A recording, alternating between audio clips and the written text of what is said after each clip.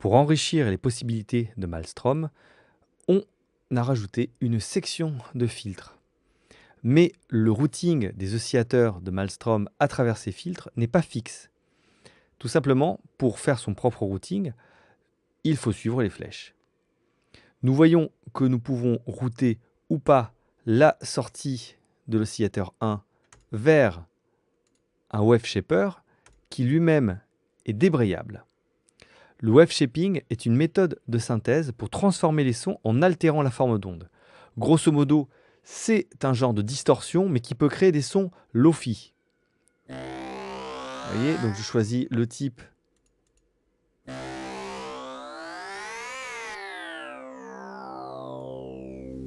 avec un son taux. Là, je rajoute du son.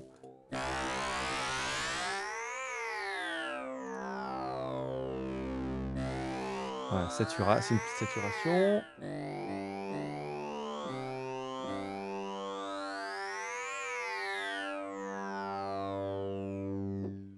Alors, j'attire votre attention sur le routing. Vous voyez que l'oscillateur A peut se router vers le shaper, qui lui-même est débrayable. Et après, il peut passer vers le filtre, mais aussi je peux le faire router vers le deuxième filtre, qui lui-même peut passer vers le shaper, qui lui-même peut passer vers le filtre A.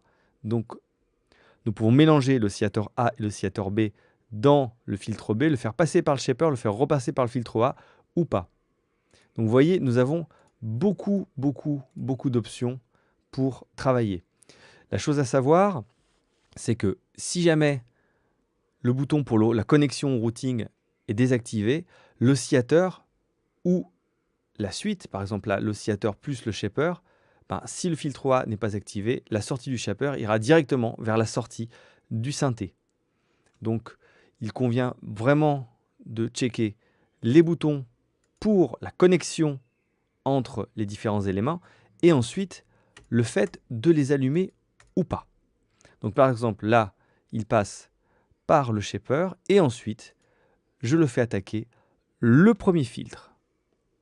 Mais en même temps, nous pouvons router en parallèle l'oscillateur A vers les deux filtres qui eux-mêmes partiront vers la sortie du synthé. Vous voyez, c'est c'est presque modulaire en fait. Mais bon, avec un certain nombre de possibilités. Donc là, je continue seulement avec mon oscillateur A qui passe vers le shaper qui lui-même va attaquer le filtre, qui est une section de filtre classique. Nous avons 4 types de filtres par section. Passe-bas, avec une pente de 12 dB par octave. Passe-bande, c'est-à-dire qu'il ne fait passer que le son autour de la bande de fréquence avec une résonance plus ou moins forte. Un filtre en peigne, positif ou négatif. C'est pour ça que je dis qu'il n'y a que 5 types de filtres. Pour ça, c'est toujours un filtre en peigne. Et AM pour amplitude modulation. En fait, c'est tout simplement un ring modulateur, un modulateur en anneau, qui permet de créer des sons très complexes harmoniquement. Alors nous pouvons sauter d'un type de filtre à l'autre en cliquant sur le bouton mode ou tout simplement en cliquant soit sur la LED, soit sur le nom du filtre. Ça, c'est toujours possible dans Reason. On peut le faire à peu près sur tous les modules qui ont un bouton mode et différents types de choix. Sur chaque filtre, nous avons 2 boutons. Le premier, c'est le bouton enveloppe pour que le filtre soit commandé par l'enveloppe de filtre qui est située ici et un bouton pour activer le keyboard tracking.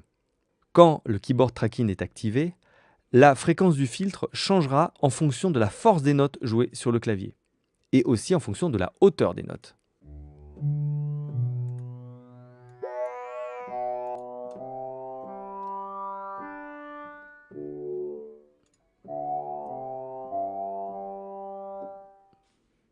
Voilà, donc je vais prendre un filtre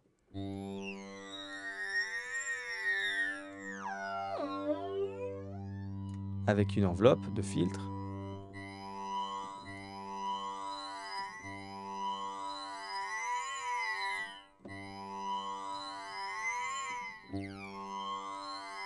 Vous voyez que maintenant, avec l'enveloppe de filtre, elle attaque plus lentement avec un decay assez lent. Le filtre se met en place de manière...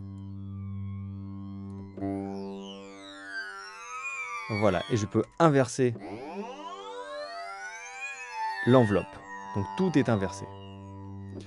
Il faut savoir aussi que l'enveloppe de filtre débrayable marche pour les deux filtres. Si j'actionne l'enveloppe, cette enveloppe se marchera pour les deux filtres en même temps. Et pour terminer, le Maelstrom passe par une section d'amplification avec un simple bouton de volume et aussi un bouton spread qui permet d'élargir la stéréo du son.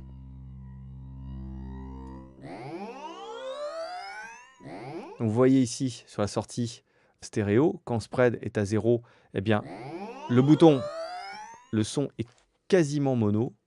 Et quand j'élargis le spread, en fait, une partie du son est transférée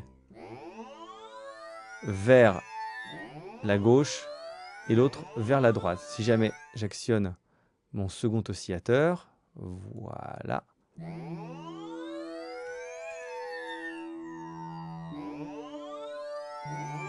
En fait,